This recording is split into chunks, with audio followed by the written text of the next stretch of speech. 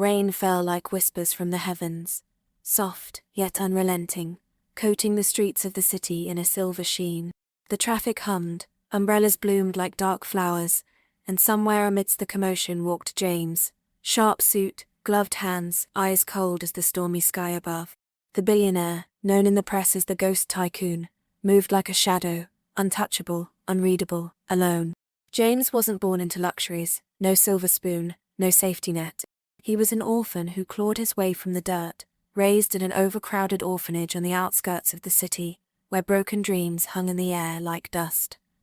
At a young age, he had vowed never to return to that life.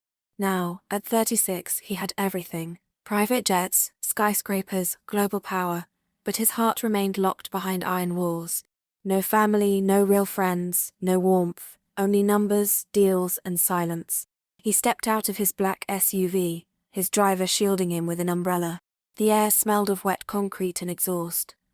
Just as he approached the golden glass entrance of the upscale restaurant, his Italian leather shoe crushed a piece of fabric laid on the ground. A woman, soaked and frail, flinched as he stepped on her makeshift mat. Beside her, a little boy of about 6, clutched her side, wide-eyed. "Watch where you spread your filth, woman," James said coldly, brushing past her like she was an inconvenience in his path. The woman didn't speak. She only bowed her head, shivering, holding her child closer. James didn't look back. He didn't care. He had built an empire by cutting out emotions, and he wasn't about to let pity ruin his appetite. The rain had softened by the time James finished his meal. The restaurant, bathed in warm light and quiet chatter, had been his sanctuary. As always, he had ordered the same thing: the finest steak, a glass of red wine, and silence. It was the only company he ever needed. The moment his feet hit the wet pavement again, he pulled the collar of his coat higher, preparing to shield himself from the wind that had begun to howl. His mind was already on the next meeting, the next deal. But, as he neared his car, a familiar figure caught his eye. There she was again, the woman from earlier. She sat by the trash heap, her clothes soaked, her face pinched with hunger. She wasn't begging now. Instead, she was tearing apart a piece of stale bread, feeding it to her child. The boy's eyes were wide, watching his mother with a reverence James had long forgotten. They shared the meal in silence, the world around them oblivious to their struggle. James stopped in his tracks, his hand resting on the handle of his car. A sharp pang tugged at his chest, something that felt like pity, or maybe guilt, but he couldn't remember the last time he had felt either. He hesitated, his eyes fixed on the woman and child. For a moment, everything around him blurred, and he was a boy again, alone in the cold streets, with nothing but his own will to survive. The feeling passed as quickly as it came, but something in him stirred, a strange pull that reminded him of a lifelong bury. His shoulders stiffened, and with a sigh, he reached into the back seat of his car, pulling out a takeout box from the restaurant. He walked over and held it out to the woman. "Here," he said gruffly. "You're probably hungry." The woman glanced up, surprise flickering in her tired eyes, but she didn't say anything. She took the box from him, her hands shaking slightly. James watched her for a moment, but before the unease could grow, he turned away and walked back to his car. As the engine roared to life, a strange emptiness lingered in his chest, the first real feeling he had experienced in years. The next day, after some deals had been signed, he went back to the restaurant as his usual routine, but the heaviness in the air still lingered, as though the city was holding its breath. As he stepped out, he caught sight of the woman again. She hadn't moved from her spot by the trash. The child, now clutching an old, tattered blanket, looked up at James with wide, curious eyes. The image stirred something deep within him, an odd sense of discomfort he couldn't shake. He had been walking away from them, but something, perhaps the hollow feeling that had been gnawing at him ever since he'd left the restaurant, pulled him back. He turned and walked towards them, his steps heavy against the wet pavement. This time, he didn't just offer food. He gestured for her to stand. "Come inside," he said, his voice more gentle than he intended. "You both need a proper meal." Elizabeth looked up at him in confusion, as if unsure whether to accept or decline the unexpected offer. Her eyes, tired yet grateful, met his for a fleeting moment, before she glanced down at her son. Daniel, the boy, looked to her, waiting for her decision. After a long pause, she stood, adjusting the ragged shawl around her shoulders. "Thank you," she whispered softly, her voice barely audible over the hum of the city. Inside, the warmth of the restaurant wrapped around them like a blanket. They sat at a corner table, Elizabeth clutching Daniel's hand tightly. James sat across from them, his eyes narrowing slightly as he studied her. There was something in her face, something familiar, though he couldn't place it.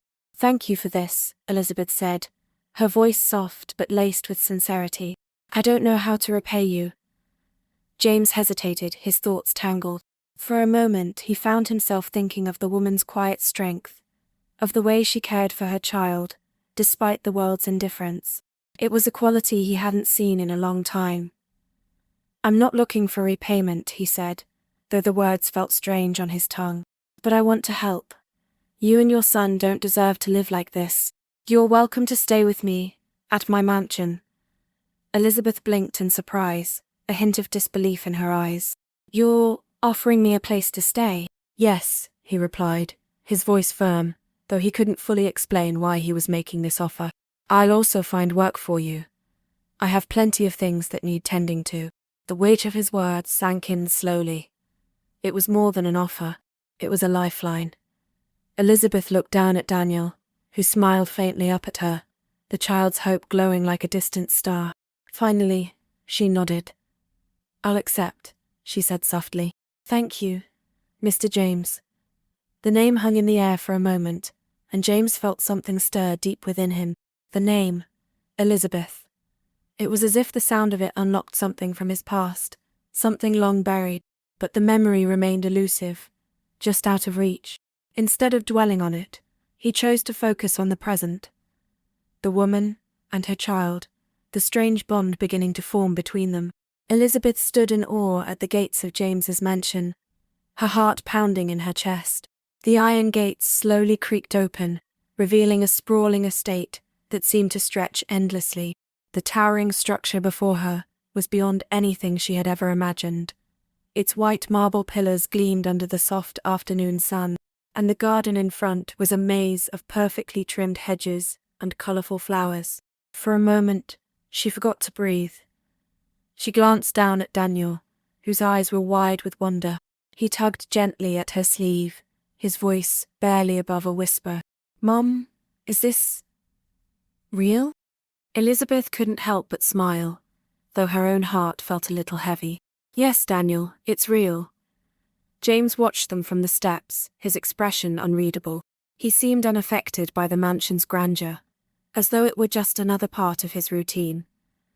But for Elizabeth, this was an entirely new world, one that seemed impossibly far from the harsh streets she had come from. "Come on," James said, motioning them forward. "Let me show you inside." As they crossed the threshold, Elizabeth felt a sense of disbelief wash over her. The interior was even more magnificent than the outside. A vast entryway with crystal chandeliers hanging from the ceiling, lining marble floors, and walls adorned with expensive paintings and sculptures. It felt like a dream, a place she had never dared to imagine. James led them through the mansion, explaining the basics of the house. "This is your quarters," he said, gesturing toward a modest room tucked away near the back of the house. "You'll have privacy here. Your responsibilities will include cleaning, cooking, and helping out as needed. There's a schedule in the kitchen." Elizabeth nodded, overwhelmed by the sheer size of everything.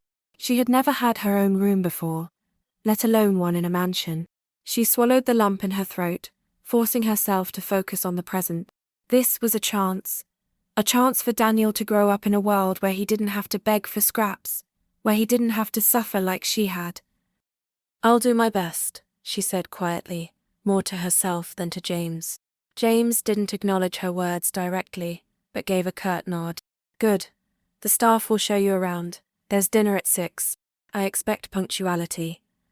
As he turned to leave, Elizabeth stood in the doorway of her new room, feeling a mixture of gratitude and fear. She wasn't used to this life, the constant luxury, the wealth that seemed to flow like an endless river. Yet, in the pit of her stomach, she felt a flicker of hope. Maybe, just maybe, this was the fresh start she and Daniel needed. As she watched Daniel explore the room, she whispered a silent prayer, one she had long stopped speaking out loud. Please, God, let this be the life we deserve. Let it be the life he deserves. With that, she closed her eyes for a moment, allowing herself to believe, if only for a second, that their lives had changed for good. The days bled together in a routine that was both grueling and strangely comforting. Elizabeth spent her time immersed in work, cooking meals, cleaning rooms, managing the house with a dedication she had never known before. Every morning, she woke up early, preparing breakfast with a quiet sense of purpose, making sure everything was in order. She scrubbed floors, dusted shelves, and organized spaces she had never dreamed of entering in her life. Daniel, ever curious, had taken to exploring the mansion with the wonder of a child discovering a new world. He would run through the hallways, marveling at the paintings on the walls and the grand staircases. But even his joy couldn't break through the walls of silence that seemed to envelop the mansion. It was as though the house itself was as cold as its owner.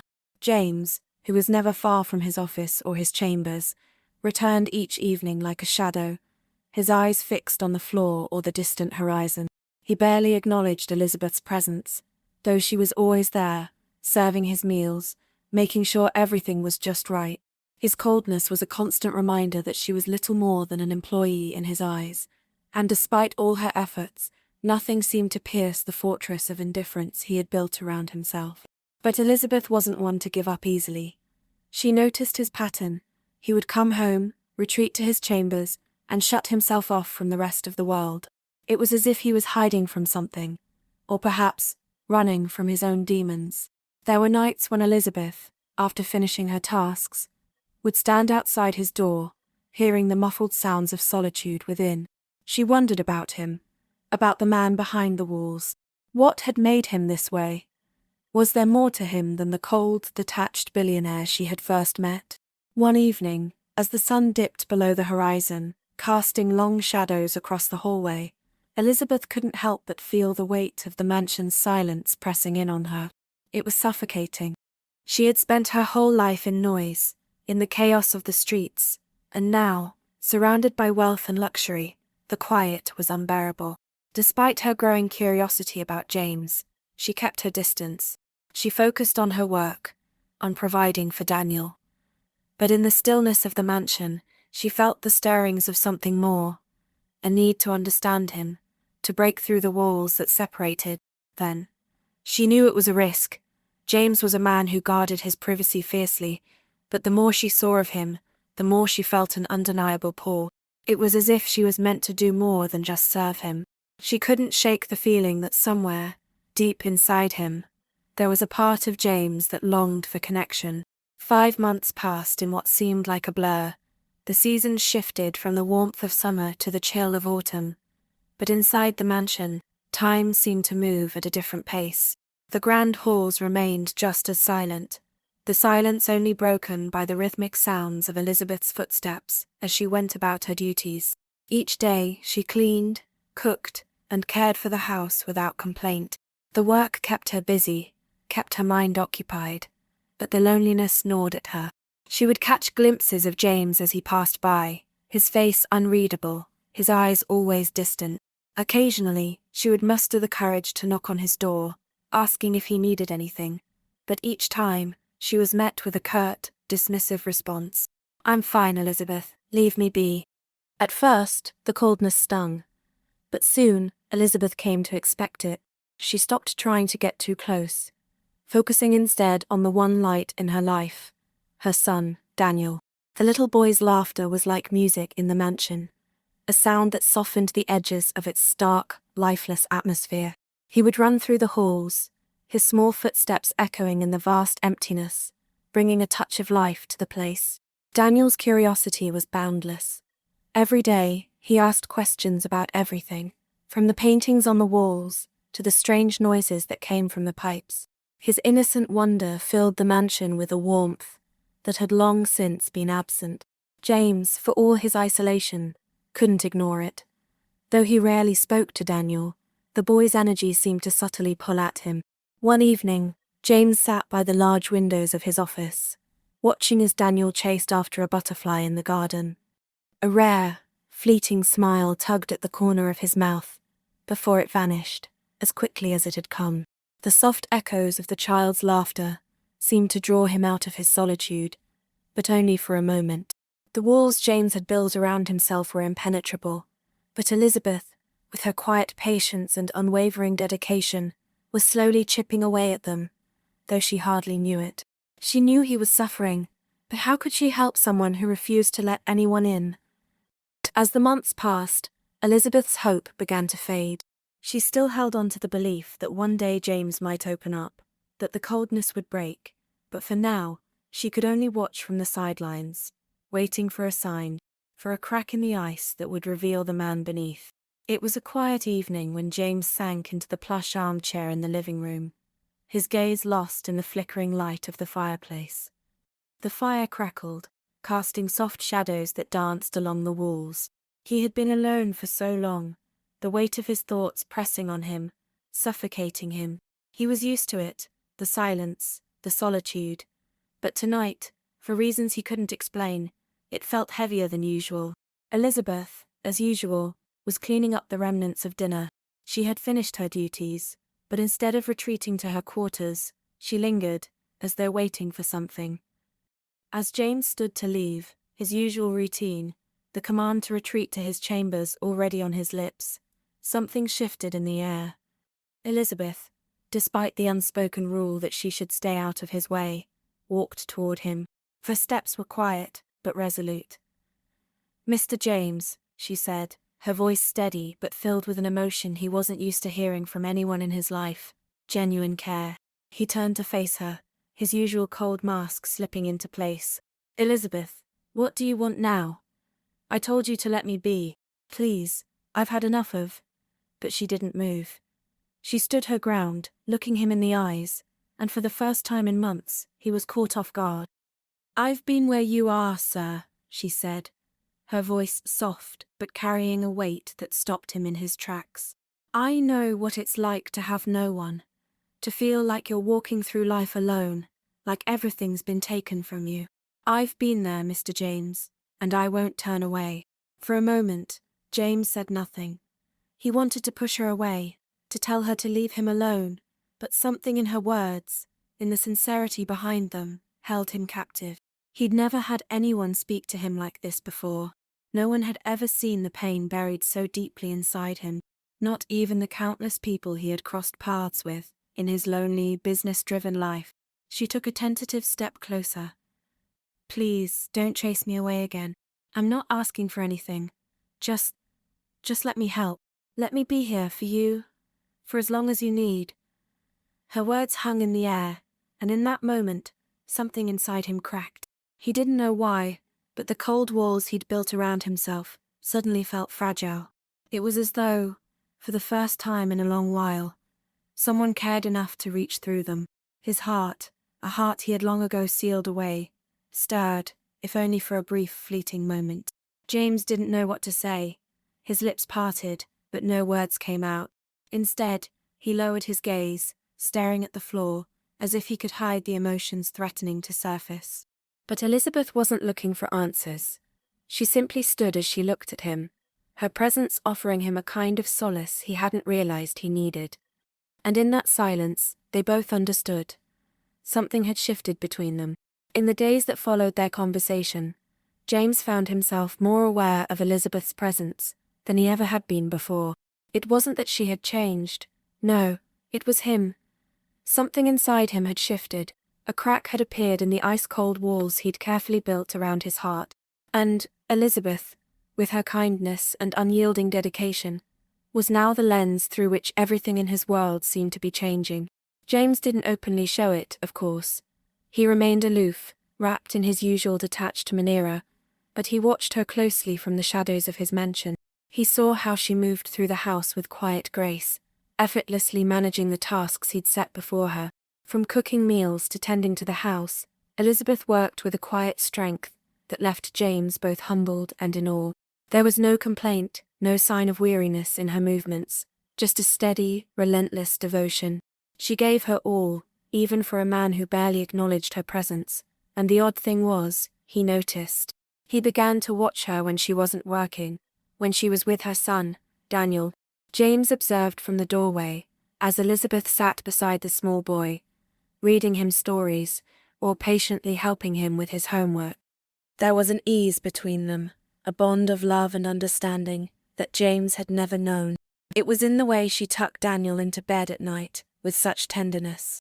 It was in the way she smiled at him, despite the harshness of her own past, as if her love for him was enough to shield them both from the world's cruelty. And then there was the way she carried herself, always smiling, always strong, even in the face of a past that was clearly filled with pain.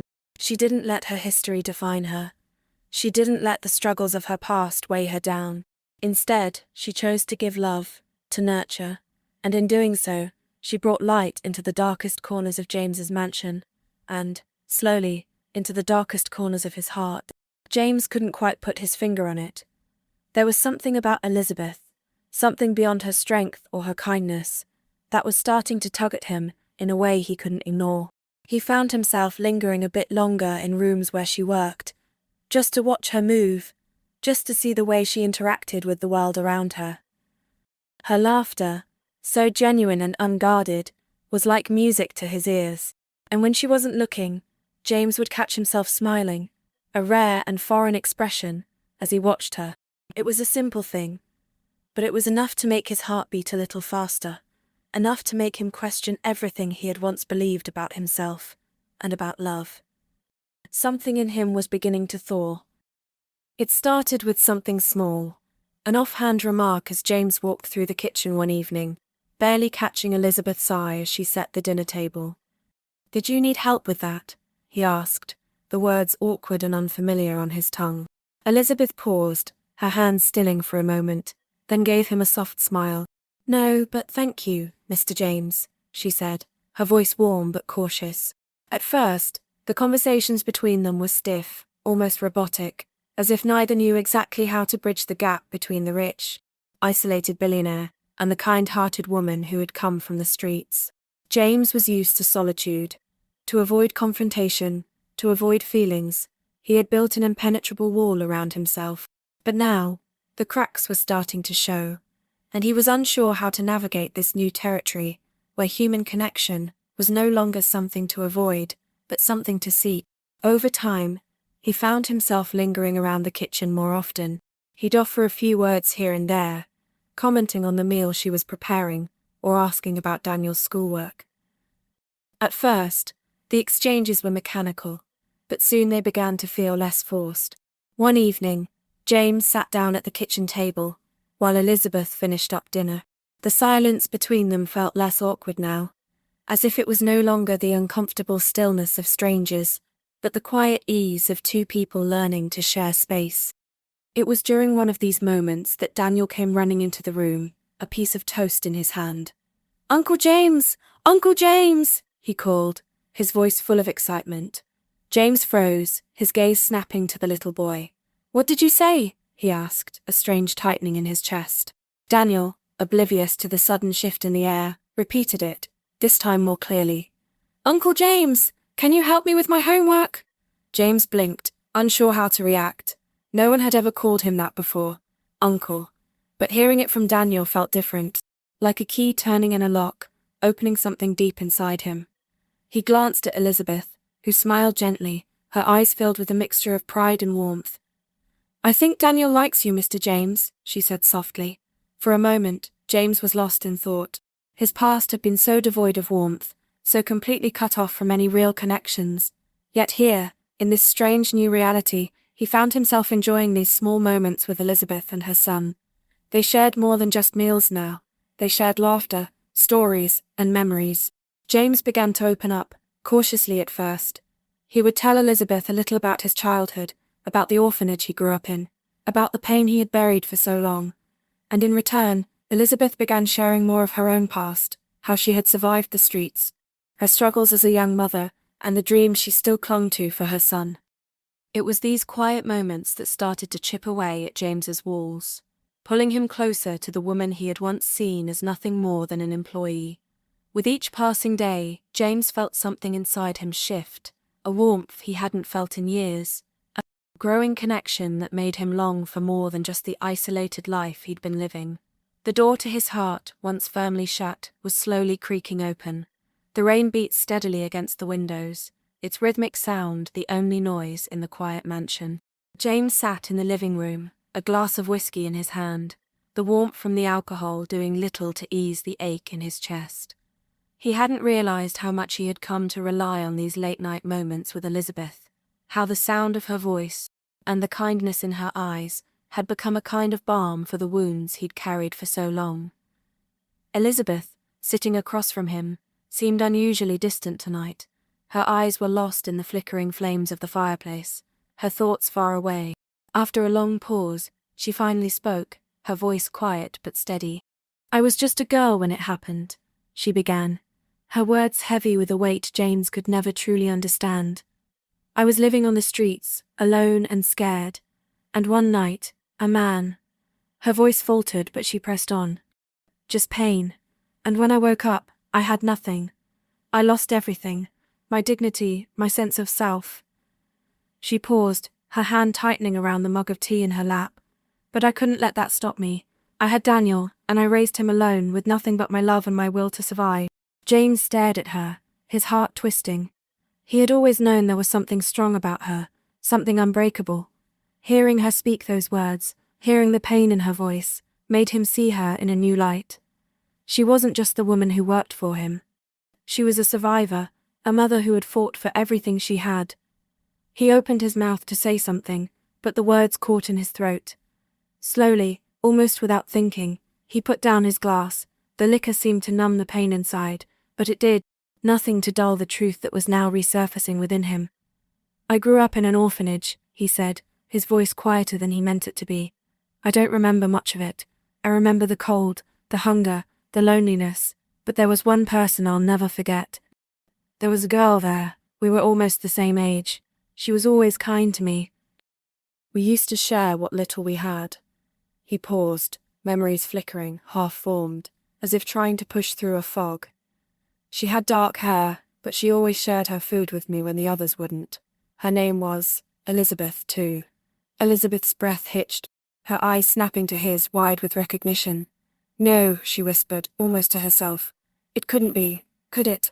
James nodded slowly, his heart pounding in his chest. "I remember now. We were both there. We were both so lost, so lonely. We used to share bread, talk about our dreams. I never thought I would see you again." His voice broke, raw emotion cracking through the hard shell he'd built for so long. A long silence stretched between them, both of them processing the revelation. The world seemed to stand still for a moment, as though the universe had conspired to bring them back together after all these years.